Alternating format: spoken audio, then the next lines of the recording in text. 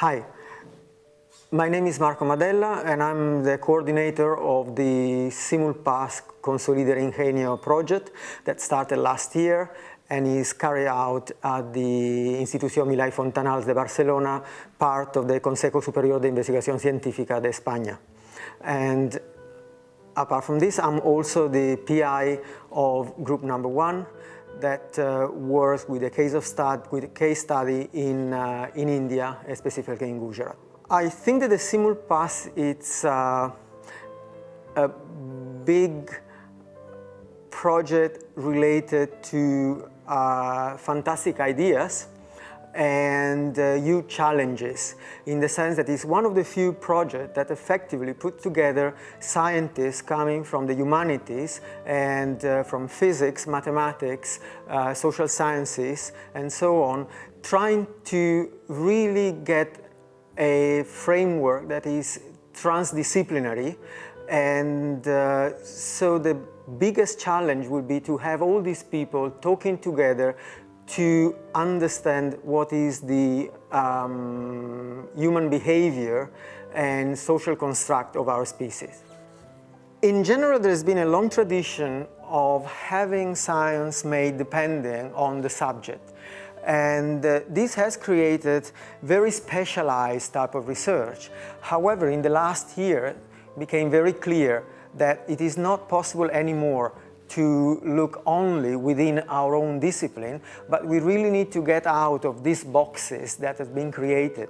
And in doing so, there is a synergy that becomes incredibly high, and what we can do is much more than when we just look inward to our own subject. And in that sense, I think that that's one of the major positive points of a project such as the SimulPast. As the title is saying, we are going to try to model and simulate human behavior and social construct. This is definitely not easy. We are a complex species. Culture is extremely complex, and it's not always easy to understand what is important within this structure to be used in modeling and in simulation, and what we can, happily put aside. And so I think that in the biggest challenge of the project is really to be able to produce a package that will be useful for the social sciences in simulating the behavior of our species, and especially simulating what is our social construct.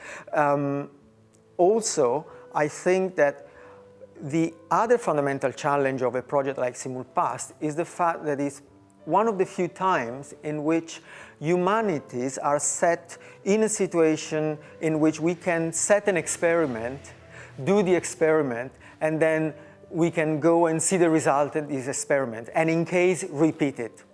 This is something that very rarely happens in archaeology, for instance, or it rarely happens in anthropology, and a bit more, but not that common in social sciences at large. And so I think that one of the major points that are of interest of this project are exactly these, the fact that we are going to do experimentation like in a virtual laboratory. But I think, and this came out also from the assessment of the project, I think that the major point was that we propose blue sky research. We propose a research that is dangerous in a sense, but when successful, the return is extremely high and important. And I think that that was the point that made the difference from other projects that were, with all possibility, equally good.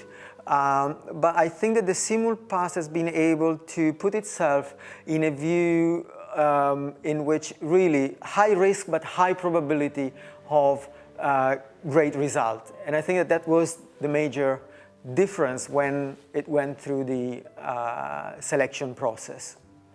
I think that fundamentally, the way I see that the most important possible result of our project would be exactly to be able to supply the social sciences with a methodology for modeling and simulating, and also a big push toward meeting somehow two different areas of research. On one side, the humanities, and on the other side, what are called very often social science, hard sciences. And in this sense, getting together and getting people from these two areas talking and finding a common language, I think this would be one of the most important results for the project. We had 1 year, more or less, the project, a bit less than 1 year.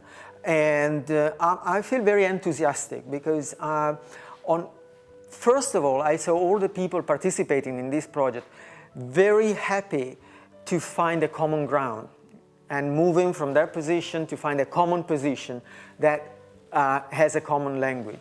And on the other hand, we have also already started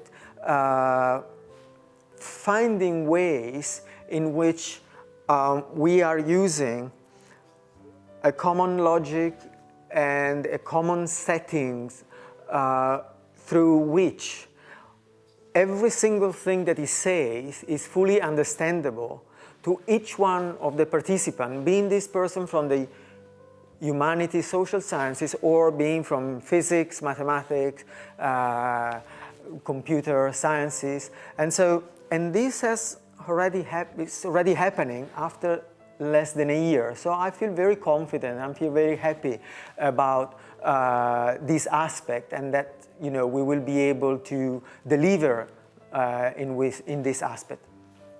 I think more than this, what is important is, I believe, to understand how society act. And one of the major things that happen at the moment is that all studies related to society are related to very short period of time. Is either actualistic, something that is happening now, or is something with a short period of time in which information has been gathered and studied. There is a lot of work that has been done in economics, for instance, from this point of view. I think that the extra value of a project like our project is the fact that we have a long time perspective. There is a long trajectory that we are going to look at. Maybe we are not going to be very refined in our understanding, but definitely we are going to look at long time trajectory that can help in understanding what has been historical changes, but also can help in understanding why we are in the way we are. Looking at the future, some of the results might even be possibly used for modeling and simulating for the future. I think that looking at the future and what will be the sign left by this project in the future, I think that the most important thing from my point of view will be opening up new vision on how to do research, and also moving away from a system in which we have basically only two possibilities. We belong to humanities or we belong to sciences. And I think this is not anymore the case. I think that science at large is doing a very different job and is very much horizontal. And I think that, at least as a wishful thinking, I would like to see that one of the signs left by this project is the fact of thinking that it's possible to do something that is neither one or the other and is useful to both. And then, in that sense, opens new vision of research in Spain. We are almost at the end of the first year, still missing a couple of months, so we are, in a sense, a very young project. As a result of these first 10 months of research, what we've done? Well, we have set the basis for the construction of the model, and most of the groups that are part of the project have been able to construct using a structured language the basis of the model, which will be passed to the people that will do the computational side in the new year. We are very close to have a few models working at a very basic level for at least a couple of case studies. And we have been able to, as I was saying before, establish the level of communication and the level of understanding that is needed to run through a project with this perspective.